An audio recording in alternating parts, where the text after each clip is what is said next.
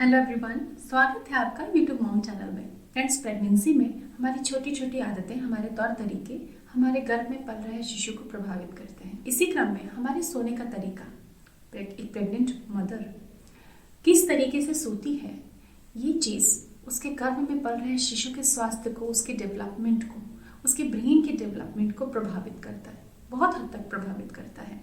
तो एक छोटी सी बात कि आप कैसे सोती हैं, अगर आप प्रेग्नेंट हैं तो आप कैसे सोती हैं। महिलाएं जो इस बात को नहीं जानती कि किस तरीके से सोना चाहिए, सही तरीका क्या है प्रेगनेंसी में सोने का, उनके बच्चे को बहुत दिक्कत होती है। दिक्कत कैसे? दिक्कत ऐसे कि आपका अगर सोने का तरीका गलत है तो बच्चे तक सही मात्रा में ऑक्सीजन या फिर पोषण, न्यूट्रिशन नहीं पहुंचता है और बच्चा बहुत परेशानी महसूस करता है। तो हम जानेंगे कि प्रेग्नेंट अगर हैं तो कब से और कैसे हमें कैसे सोना चाहिए और कब से हमें उस चीज़ को अच्छे से फॉलो करना चाहिए। तो फ्रेंड्स, जब भी एक महिला प्रेग्नेंट होती है तो पता चलते ही आपको सोने की हैबिट को ठीक करना चाहिए। यानी कि 3 तरीके अगर हम देखें कि एक तो पीठ के बल बिल्कुल सीधे ऐसे सोएं, दूसरा है लेफ्ट साइड करवट लेके सोएं और तीसरा है राइट साइड करवट लेके सोएं।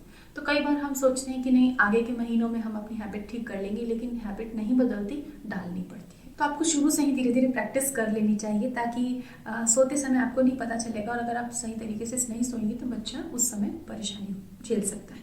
प्रेगनेंसी में सोने की पोजीशन सही रखना या सोने की पोजीशन का इतना इम्पॉर्टेंस क्यों है? तो कई बार आपने सुना होगा कि उनका बच्चा हुआ लेकिन वो मरा हुआ पैदा हुआ।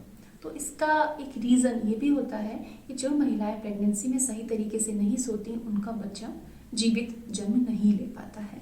तो आप चाहती हैं कि बच्चा हेल्दी डेवलप हो, हेल्दी तरीके से डेवलप हो और स्वस्थ तरीके से जन्म ले, तो आपको सोने का तरीका सही करना ही होगा, क्योंकि वो बच्चे के ऑक्सीजन सप्लाई और न्यूट्रिशन सप्लाई से रिलेटेड होता है। शुरू के समय में आप पीठ के बल, शुरू के 4 महीने आप पीठ के बल सो सकती हैं, कोई प्रॉब्लम नहीं होता ज़्यादा।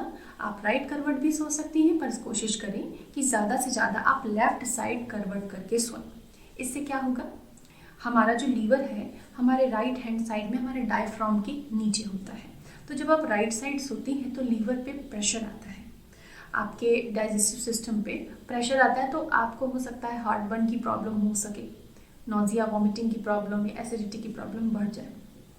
लेकिन अगर आप लेफ्ट साइड सोती हैं तो जो नर्व्स जाती हैं, बच्चे को जो ब्लड सप्लाई जाती है वो बहुत प्रॉपर जाती है, कोई दबाव नहीं पड़ता, ना ही शारीरिक अंगों पे पड़ता है, ना ही हमारे बच्चे को जाने वाले ब्लड फ्लो पे पड़ता है, और बच्चे को ऑक्सीजन युक्त ब्लड प्रॉपर मिलता रहता है। लेकिन किसी भी महिला के लिए संभव नहीं है कि वो पूरी रात एक ही करवट में सोए, शरीर में दर्द हो सकता है।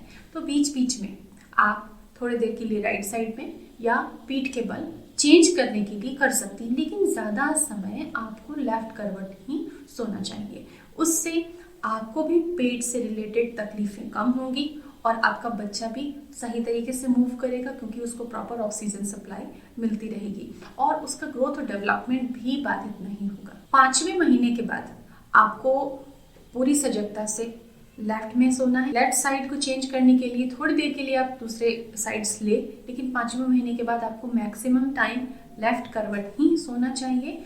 और इस समय बेबी बम्प का साइज भी बढ़ने लग जाता है। 5वें से 9वें तक आपका बम्प का साइज बढ़ेगा, तो आप पेट और थाइस का जो जॉइनिंग एरिया है वहाँ पे पिलो लगा सकती हैं, मैटरनिटी पिलोज का भी इस्तेमाल कर सकती हैं, ताकि आप एक ही पोजीशन में लंबे समय तक सो सकें और आपको भी किसी तरह का डिस्कम्फर्ट ना हो। उम्मीद करती हूँ कि इस जानकारी को आप ज़रूर फॉलो करेंगी और अपनी नींद अच्छे से ले पाएंगी। Take care, bye bye.